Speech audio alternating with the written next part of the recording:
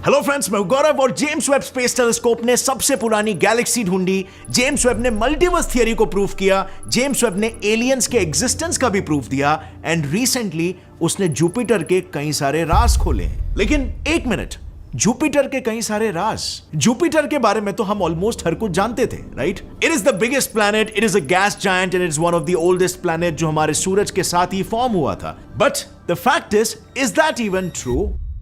क्या आपको पता है जुपिटर्स के पास भी सैटर्न के जैसे रिंग्स हैं? जुपिटर में भी ऑरोरास फॉर्म होते हैं। क्या आपको यह पता था कि उसके मून्स के पास भी एक मैग्नेटिक फील्ड है?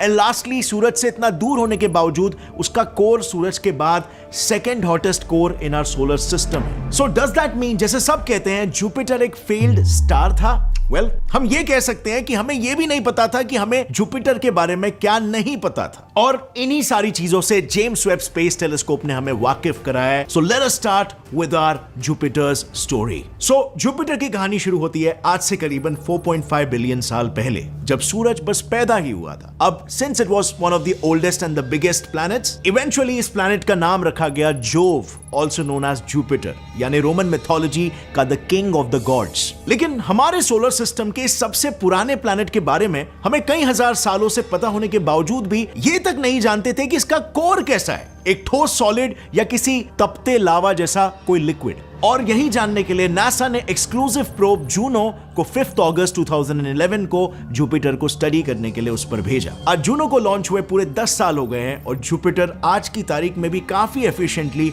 अपने सारे सीक्रेट्स छुपा के बैठा है। और नतीजन, जूनो की मदद के लिए नासा को अपने और भी कई टेलीस्कोप्स को जुपिटर की ओर मोड़ना पड़ा, like the Hubble space telescope, Gemini earth observatory और अब the latest edition James Webb telescope. सबसे पहले जूनो और हबल ने अपने यूवी और विजिबल लाइट डिटेक्टर्स की मदद से सिर्फ जुपिटर के सरफेस को ही स्टडी किया, क्योंकि उसके अंदर एटमॉस्फेयर को स्टडी करने के लिए जो अर्थ बेस्ड जेमिनी ऑब्जर्वेटरी थी, उसके पास हाई पेनिट्रेशन वाले इंफ्रारेड डिटेक्टर्स होने के बावजूद भी वो पृथ्वी के एटमॉस्फेयर की वजह से सिर्फ कुछ ही डेप्थ तक ही जुपिटर को स्टडी कर पाते थे। पर अब with the inclusion of James Webb, जो बाय द वे इसी इंफ्रारेड टेक्नोलॉजी के साथ ऊपर स्पेस से जुपिटर पर नजर रख रहा है, अब फाइनली वी नो कि भले ही सूरज से दूर होने की वजह से जुपिटर का सरफेस आपको इंस्टेंटली जमा दे ठंडी की वजह से, लेकिन उसका कोर फिर भी सोलर सिस्टम का दूसरा सबसे हॉटेस्ट कोर है after the sun.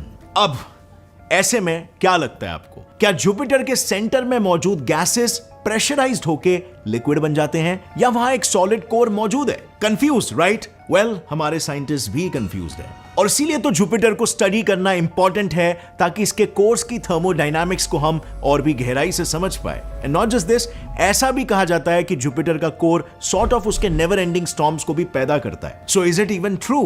Well, actually अब तक विजिबल और यूवी रेंज में खींची गई जुपिटर की इन इमेजेस ने हमें काफी पहले ही बता दिया था कि उसके ऊपर मौजूद डार्क और लाइट बैंड्स असल में 644 किलोमीटर पर आवर की रफ्तार से बहते अलग अलग गैसेस है और वो एक दूसरे के ऑपोजिट डायरेक्शन में बहते हैं। पर ऑपोजिटली बहते इन गैसियस बैंड्स ने आज से करीबन 400 साल पहले जुपिटर के सदर्न हेमिस्फीयर में एक बड़ा सा बवंडर क्रिएट किया था, जो आज की तारीख में एटलीस्ट 2 पृथ्वी को निगल जाए उतना बड़ा था और जिसका नाम रखा गया the Great Red spot. Astronomers इस बवंडर को कब से समझने की कोशिश कर रहे हैं कि तभी उसके बारे में एक और खबर सामने आई। The Great Red Spot is shrinking, यानी कि जुपिटर में कुछ तो ऐसा हो रहा है जिसकी वजह से ये स्टॉर्म थम रहा है और इसका नॉलेज हमें अपनी पृथ्वी के स्टॉर्म्स को रोकने में भी मदद कर सकता है। अब जरा इसे देखो, ये वही इमेज है जिसे रिसेंटली जेम्स वेब ने अपने नियर इंफ्रारेड कैमरा से खींची है। इस सिर्फ एक इमेज में भी 3 डिफरेंट कलर फिल्टर्स की मदद से जुपिटर के कई राज खोले गए हैं। सबसे पहले इस इमेज में जो रेड फिल्टर है वो उन चीजों को दर्शाता है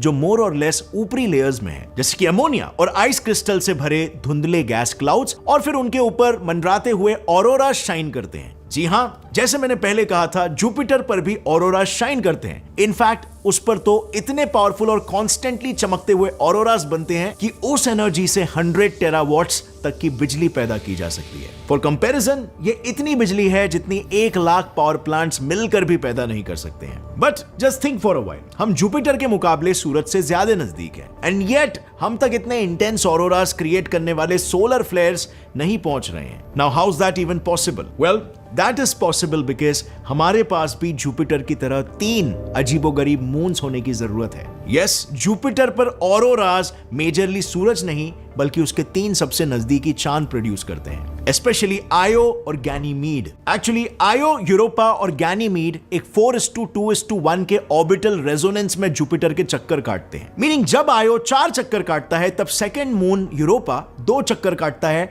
और थर्ड मून गैनीमीड सिर्फ 1 चक्कर। अब अगर यूरोपा को साइड किया जाए तो आयो ठहरा वोल्केनिकली एक्टिव और गैनीमीड पूरे सोलर सिस्टम का वो इकलौता मून है जो इतना बड़ा है कि उसके खुद के पास भी मैग्नेटिक फील्ड मौजूद है। अब इसका मतलब समझ रहे हो? आयो के वोल्केनिक इरप्शन सीमित होने वाले चार्ज पार्टिकल्स जुपिटर और गैनीमीड के मैग्नेटिक फील्ड्स के बीच फंस जाते हैं, सिमिलरली जैसे सोलर फ्लेयर्स के चार्ज पार्टिकल्स अर्थ के मैग्नेटिक फील्ड में अटक जाते हैं। And done, we get these beautiful aurora lights.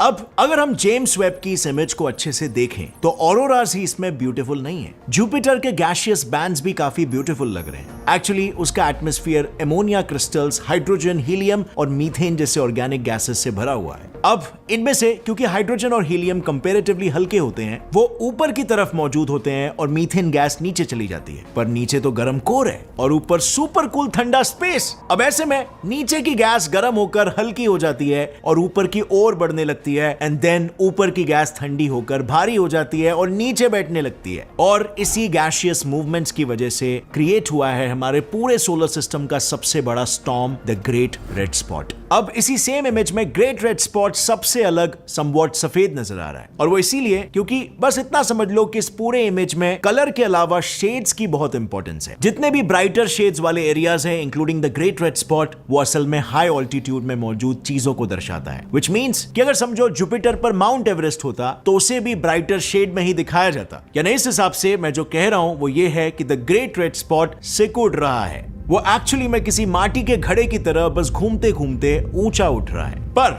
अब जरा 1 सेकंड रुको और सोचो, जुपिटर एक मैसिव प्लैनेट है, उसका कोर लगभग सूरज जितना ही गर्म है, वो लगभग सूरज के साथ साथ ही बना है, और जैसे कि हमने अभी देखा वो भी सूरज की तरह हाइड्रोजन और हीलियम से ही भरा हुआ है। सो क्या सोलर सिस्टम के शुरुआती सालों में इसका 1% भी चांस था कि आज हमारे सोलर सिस्टम में शायद 1 की जगह 2 सूरज होते?